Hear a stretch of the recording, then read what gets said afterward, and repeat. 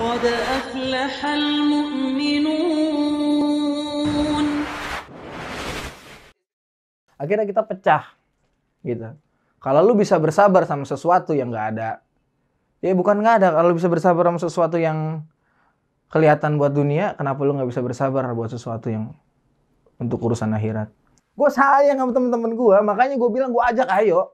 Minimal lu sholat, tapi gue kesiangan, nggak apa-apa sholat daripada kagak. Meskipun kita pahit, kita seenggaknya nggak kosong-kosong amat nanti. 1, 2, 3 ayo gantung mic. Assalamualaikum warahmatullahi wabarakatuh. Waalaikumsalam warahmatullahi wabarakatuh. Lucky Pet Channel masih terjaga di tengah kancah berpacu dalam dakwah. Bum bum bum. Bukan. Ini gantung mic. Lu bambu mah aja. Oke, jadi inget saya. Gue tarik nafas dulu deh. Materi ini materi yang berat. Ya. Karena sebagian kaum muslimin ini banyak yang nggak kuat, nggak mampu, bahkan belum bisa melaksanakan ibadah ini. Gitu. Kayaknya ada permasalahan antara berat atau ada faktor yang lain. Nah, ini yang akan jadi pertanyaan kita. Ada yang tahu jawabannya kira-kira? Hah? Nggak, aduh, nggak pernah ngaji ya. Oke.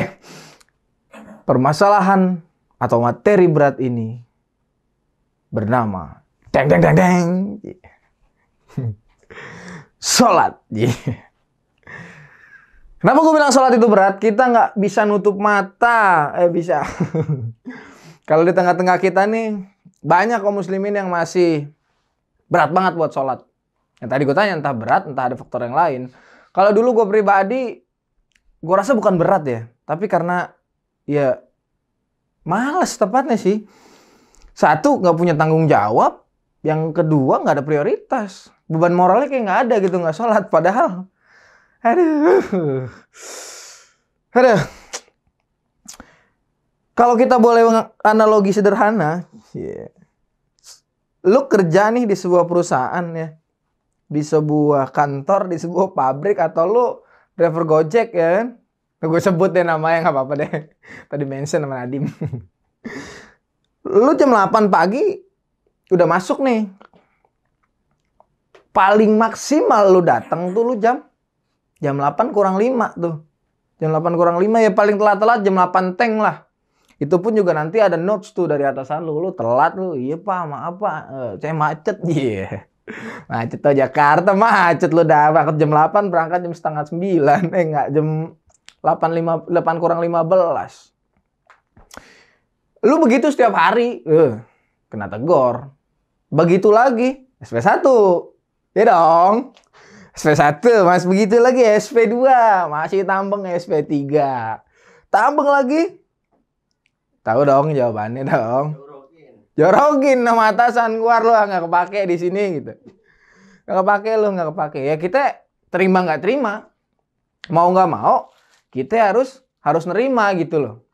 Tapi kenapa? Kalau kita cabut dari pekerjaan, cari kantor yang lain, cari pekerjaan yang lain, masih bisa gitu. Tapi ya kalau boleh minjem lagi, kejadian kayak begini kita tarik buat permasalahan sholat. Kita nggak sholat sekali, nggak sholat 2 kali, 3, 4 kali nggak sholat, 5 kali nggak sholat, 6 kali nggak sholat. Oke lah SP1, nggak sholat, lempar. SP2, nggak sholat, tempong lagi pakai kerikil lagi gedean. SP3, nggak nengok juga. SP4 nih udah nggak pakai ini lagi deh. Siap nggak lo kalau kira-kira dicabut tiba-tiba? Berat men, tiba-tiba lo dicabut. Die alias koit, mokat. Bisa lo. Buat nyari tempat lain, ya nggak bisa. Berat. Makanya gue pikir, permasalahan sholat ini berat ini bukan karena berat tapi karena males gitu. Kalau kita prioritasin kayak kita kerja, sama juga gitu. Kita akan fokus gitu buat kesana. Kita akan fokus buat gimana caranya gue harus sholat nih. Nanti kalau lu udah mulai asik tuh ya, udah dapet momennya, kayak udah begini banget nih sama Allah nih, wah tuh. Lu nggak sholatnya itu ngerasa kehilang gitu. Nggak sholat tuh ngerasa hilang. Kayak ada yang apa ya gitu. Gue kayak punya utang gitu. Terus juga yang gue rasain saat itu, gue ngerasa aman. Padahal kunci keamanan itu tuh pertama kali masalah sholat. Kalau lu nggak sholat, lu nggak bakal aman nih di dunia, atau di akhirat nggak aman. Gue pernah dapat kajian dari Ustadz Rifki Ja'far Tholib ya. Itu doa ya. Karena kan kita setelah sholat tuh pasti doa ya kan, zikir gitu. Itu doa itu bisa memperkecil tingkat musibah yang akan menimpa kita. Jadi misal gini, lu lagi ada di jalan tol yang itu terjadi tabrakan beruntun gitu kan. Tabrakan beruntun, tak. Itu seharusnya lu kena tabrakan beruntun, selesai lu. Selesai, lah mobil kenceng dari belakang. Tapi ternyata yang kejadian sama diri lu ya maksimal lu patah doang gitu. Berarti apa? Doa tadi itu mempengaruhi musibah yang akan menimpa lo. Jadi hati-hati lo, jangan main-main sama doa gitu. Jangan main-main sama sholat. Kalau kita pikir, gue gimana mau sholat, gue aja masih belum bener, nunggu bener aja, seakan-akan sholat tuh buat orang. Sama gue juga pikiran dulu gitu. Sholat mah buat orang-orang yang udah bener aja, ntar kalau kita udah bener juga ada waktunya, ya kapan waktunya gitu. Kita nggak tahu kapan kita dipanggil. Tadi hari ini gue dapet kabar dari temen gue di grup ya kan. Dia ngabarin teman kecil kita meninggal. Terus ada yang satu lagi nanya, gue tanya abangnya juga, katanya nggak ada sakit, tiba-tiba meninggal. Itu yang gue bilang. Kita pernah dapat kisahnya Bang Freddy Budiman rahimahullah kan.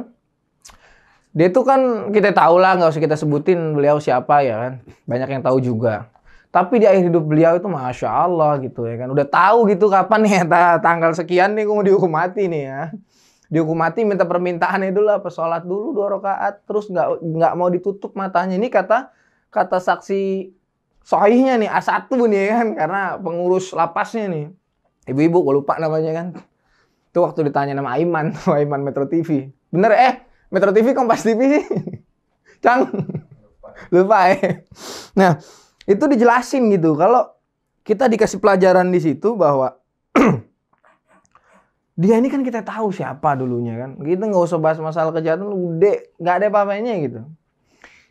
Akhir hidupnya dia minta sama Allah buat dia sholat 2 rakaat, buat dia bisa ngucapin la ilaha illallah, dan dia tahu kapan dia mau meninggal. Kita bisa begitu? Nggak bisa. Gue sampai bilang ke teman gue, nah ini yang paling berbahaya. Kalau ternyata kita malam nanti atau besok meninggal terus kita belum sholat, apa ya kita nggak rugi? Padahal sholat itu pertama kali yang akan dihitung sama Allah. Itu yang paling sebenarnya bikin notes gue bikin channel Lucky Pet ini ya sebenarnya sederhana gitu. Sederhana, mau ngajak teman-teman gue yang dulu pernah ada di jalan bareng kita menuju neraka. Ya sekarang kalau kita lagi menuju surga, masa ya kita nggak tarik minimal. Ya kan mau syuting sampai tengah malam nih.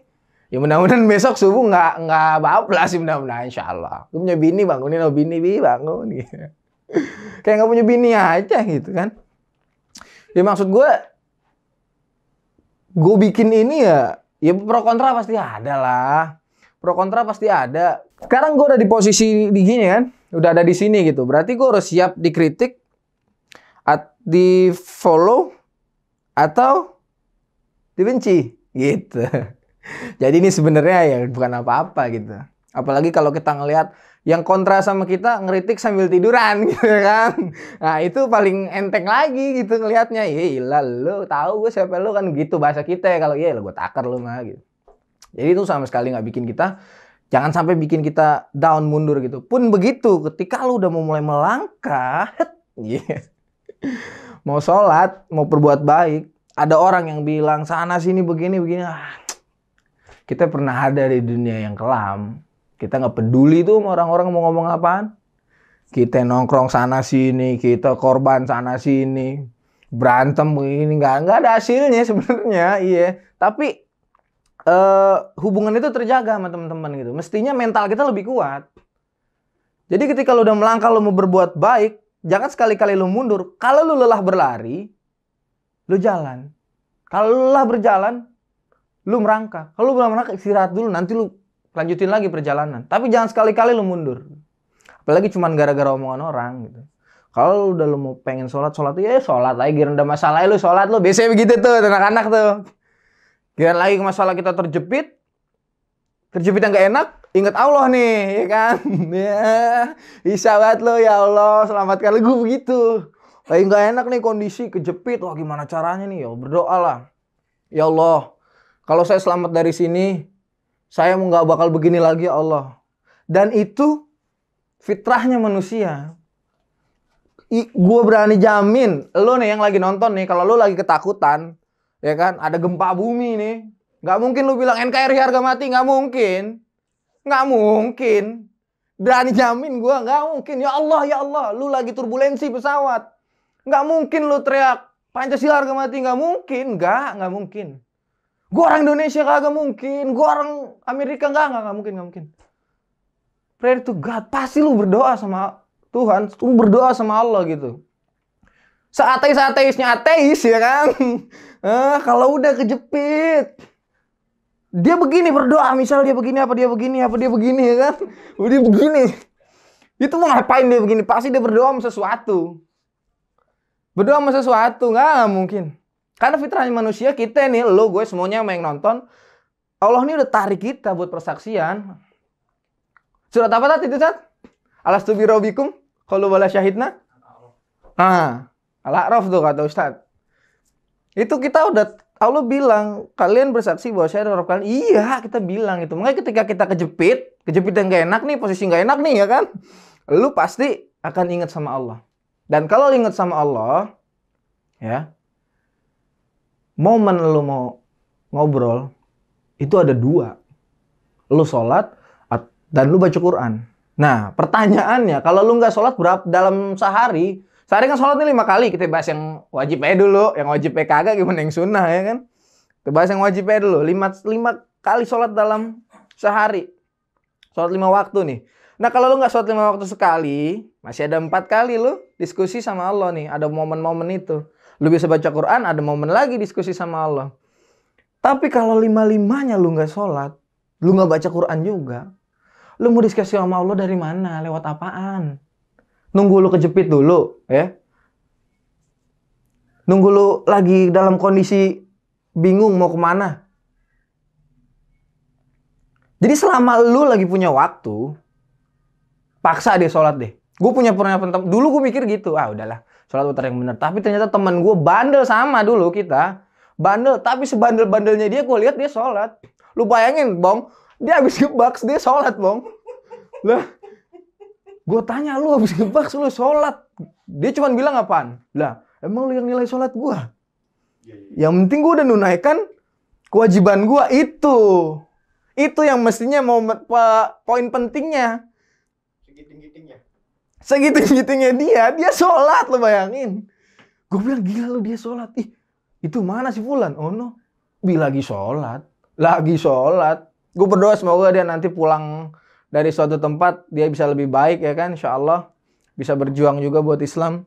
Karena gue banyak ngambil pelajaran juga dari dia. Dia begitu tapi dia sholat gitu. Jadi permasalahan di sini adalah bukan karena sholatnya yang berat, tapi kitanya yang malas. Yang mestinya itu kita paksa. Kalau kita udah mulai maksa, udah mulai merayu-rayu Allah, udah mulai deket sama Allah, lu meminta apa pasti dikasih. Kelihatan hidup lu sempit tapi kayaknya nggak tahu, gampang aja gitu. Lu lagi diuji ya kan, lu lagi kena timpa musibah misalnya ya kan, duit lu dibawa kabur orang ya kan, apalagi duit kusen. Curhat saya nih. Itu duit kan gak kecil gitu, tapi ya Allah selalu ngasih sesuatu yang pas.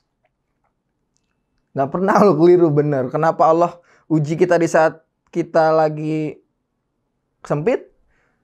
Berarti itu tepat menurut Allah. Itu pasti bener. Itu pasti baik gitu. Pasti baik, apa yang lo putusin pasti baik. Maka momen terpenting ketika lo lagi kena musibah, sholat deh. Coba deh. Mudah-mudahan dari situ lo bisa istiqomah nih nanti nih. Karena kan lo bisa doa sama Allah ya. Ya Allah, saya lagi ketimpa musibah. Semuanya lu pasti ngadu ke Allah. Pendengar paling setia itu Allah, men. Mungkin lu berpikir bini lu tuh atau orang tua lu itu mereka yang selalu dengerin keluh kesah lu. Enggak. Kalau mereka lagi tidur digangguin, bete juga, men. Ya lah, gangguin cuma mau curhat dong. Allah tuh 24 jam, anytime. Lu mau cerita apaan, lu mau nangis apaan aja, Allah terima. Allah seneng kayak gitu. Makanya Allah kadang suka uji kita sama sebuah ujian yang pahit. Allah bikin hidup sulit kita ngeliat orang kok itu dia kagak sholat hidupnya enak banget. Lah kita ini sholat tunggang-tungging kagak kaya-kaya. Lah sholatnya buat kaya, bukan main-main lu sholat buat kaya. Kayak kerja. Ya. Kerja belum tentu kaya, mau aja lu. Kerja belum tentu digaji. Gitu. Jadi kalau posisi kita udah mulai enak, pengen ngobrol sama Allah, udah deh. Jangan tunda beneran. Hidayah itu datang setiap hari, datang setiap waktu. Kadang kita yang nggak sadar gitu. Ntar aja kok kalau dapet hidayah.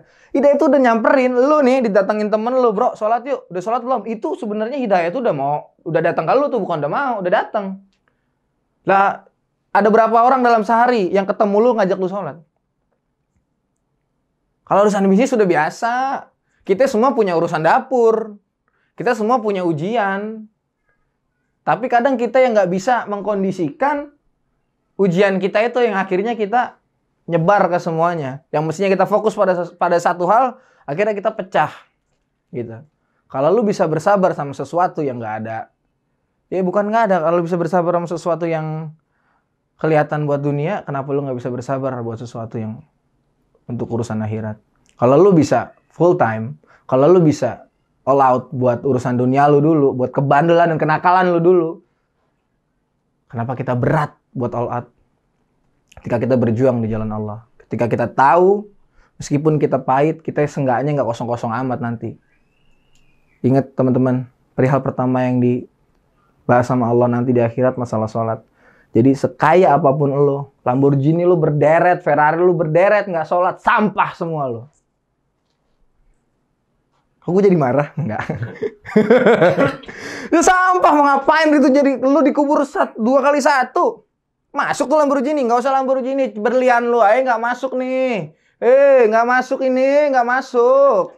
Nggak masuk amal ibadah yang dibawa.